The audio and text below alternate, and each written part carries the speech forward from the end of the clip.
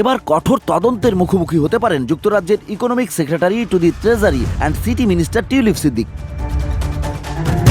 অপরদিকে লন্ডনে ফ্ল্যাট উপহার পাওয়া নিয়ে মিথ্যাচার করায় তার উপর পদত্যাগের চাপ জোরালো হয়েছে। এই কেলেঙ্কারির ঘটনায় মন্ত্রিত্ব হারানোর ঝুঁকিতে পড়েছেন টিউলিপ। লন্ডনে একটি ফ্ল্যাট নিয়ে বিভিন্ন অভিযোগ সামনে আসার পর ব্রিটিশ প্রধানমন্ত্রী কিয়ার স্টারমার তার নৈতিক মানদণ্ড বিষয়ক উপদেষ্টা স্যার লরি ম্যাগনাসের কাছে তদন্তের দাবি জানিয়েছেন।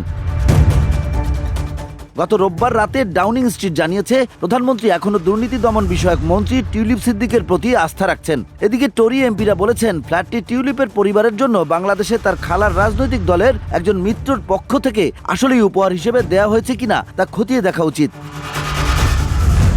যদিও মেইল অন সানডে পত্রিকার প্রতিবেদনে বলা হয়েছে টিউলিপ সিদ্দিক প্রথমে বলেছিলেন উত্তর লন্ডনে থাকা 2 বেডরুমের ফ্ল্যাটটি তার বাবা মা কিনেছিলেন। তিনি এমপি হওয়ার আগে সেখানে বসবাস করতেন, কিন্তু 2022 সালে যখন প্রথমবার ওই ফ্ল্যাট সম্পর্কে প্রশ্ন তোলা হয় তখন সিদ্দিক আইনি পদক্ষেপ নেওয়ার হুমকি দিয়েছিলেন।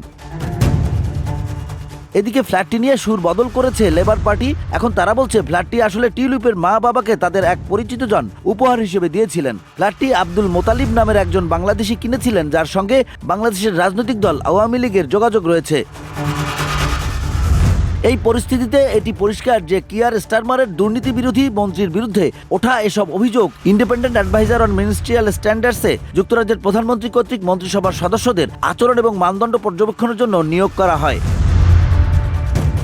Independent adviser on ministerial standards দ্বারা তদন্ত করা উচিত, কারণ তার বিরুদ্ধে ওঠা অভিযোগগুলো যথেষ্ট গুরুতর এবং সেগুলো আরও ভালোভাবে যাচাই হওয়া প্রয়োজন।